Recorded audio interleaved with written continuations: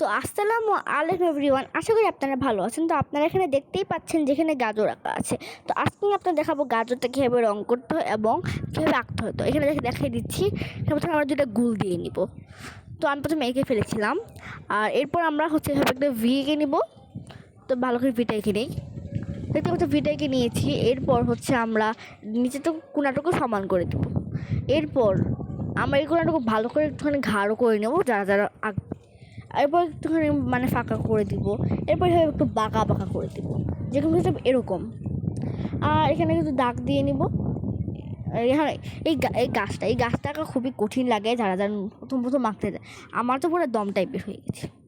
তো দেখেই দিচ্ছি আমি কীভাবে আঁকতে হবে। এখন এখানে কয়েকটা দাগ দিতে হবে এরকম। আর এরপর এখানে আমরা আরেকবার দাগ দিয়ে নিব। এখন এখানে এরকম থাকবে দাগটা, এরকম। হ্যাঁ, এখন এরকম করে অনেকগুলি দাগ দিয়ে নিব।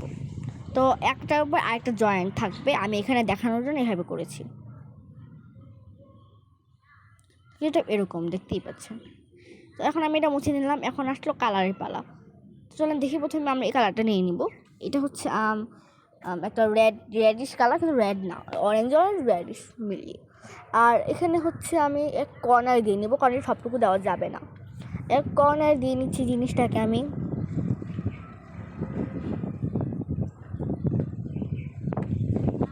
তো দেখতে পাচ্ছেন আমরা ভালো করে দিয়ে নিলাম।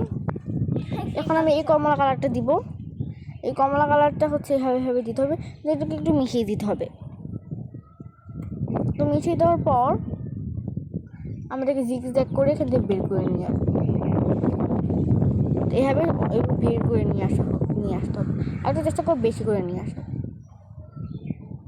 এখন আমরা একটু হালকা করে এঁকে নিই। এরপর আমরা কমলা কালার দিয়ে নিব এটার উপরে। এটার উপরে কমলা কালারটা ভিতর থেকে আনতে হবে। পরে আমি ভিতর থেকে আনার পরে এখান থেকে ট্রাই করলাম একটু ফাঁকা রাখবো। যা যা রাখতে চান না তাহলে রাখবেন না। তো দেখতে পাচ্ছি পচা দেখা যাচ্ছে। দেখি হচ্ছে নাকি। 1 2 3, এটা কত সুন্দর হয়ে গেছে। চলে এখন আমরা এখানে আবার ভালো করে কমলা কালারটা দিয়ে নিব। বেশি জায়গা ফাঁকা রাখার কোনো দরকার নেই। তাহলে আমরা এখানে একটু ইয়েলো কালার দিব। তো দেখতেই পাচ্ছেন এখানে ইয়েলো কালারটা দেবো, একটু জায়গা ফাঁকা রয়ে গেছে। তাহলে ভরাট করে দিতে পারতাম, কিন্তু আমি ভরাট করলাম না। সবুজ দিয়ে দেখি কেমন দেখা যায়। যেই কথা সেই কাজ। সাথে সাথে সবুজ কালারটা নিয়ে নিলাম। তো এইবারে সবুজ কালারটা এখানে দিচ্ছি। আমি জানি না গাজর কাটা থাকলে কী কালার হয়।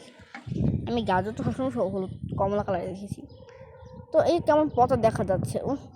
এটা ঠিক করতে হবে। এই ঠিক হচ্ছে না কেন বুঝছি না। আমার নষ্টই হয়ে গেছে। লাস্ট টাইম 1 2 3, ও ঠিক হয়ে গেছে। ও এখন তবু একটু হলুদ আবরণটা রয়ে গেছে, কিন্তু ঠিক হয়ে গেছে। এখন আমি এটাও সেমভাবে করে নেবো। দেখো সেম টু সেম হয়ে গেছে। এটা বেশ সুন্দর দেখা যাচ্ছে। এবারে চলো আমরা ঘাসগুলো কালার করে নিই, উপর মাথার ঘাসগুলো। এবার রাখবো 2টা কালার। প্রথমে আমরা ঘাড় সবুজটা নিয়ে নিব। ঘাড় সবুজটা নিয়ে নেওয়ার পর এখানে এরকমভাবে কর্নারগুলো করে নেব।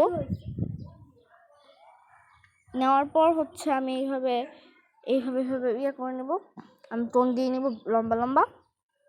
এটা দিয়ে দেওয়ার পর আমরা এই সাইড দিয়ে সবুজ সবুজ টান দিয়ে নেব। তো ছায়ার জন্য অবশ্যই দেখা যাচ্ছে না, সমস্যা নেই। এটাকে ভালো করে নিতে হবে আমাদেরকে।